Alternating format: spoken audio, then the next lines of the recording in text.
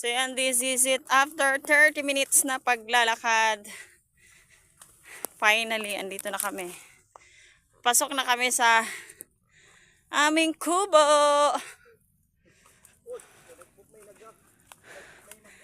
Hi!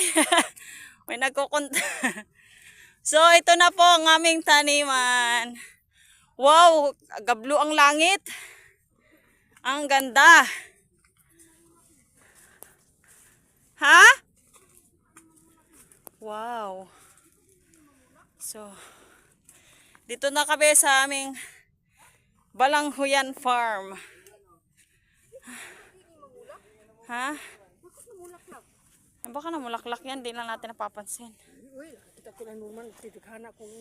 Wow, beautiful. Mulaklak ba na? Hindi man namumulaklak kung ta. Ko alam ah.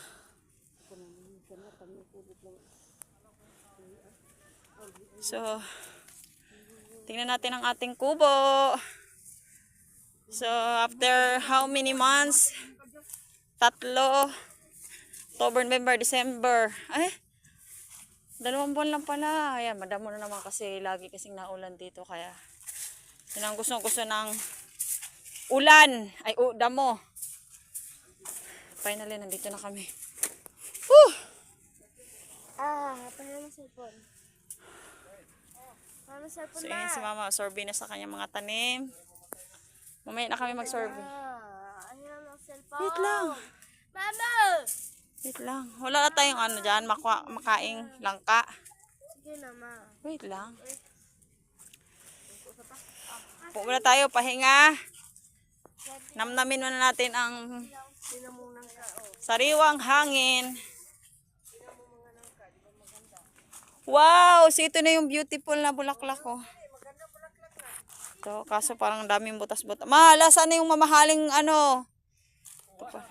Hindi, andito. Oh, ito yun oh, magandang orchids oh. Ha? Saan?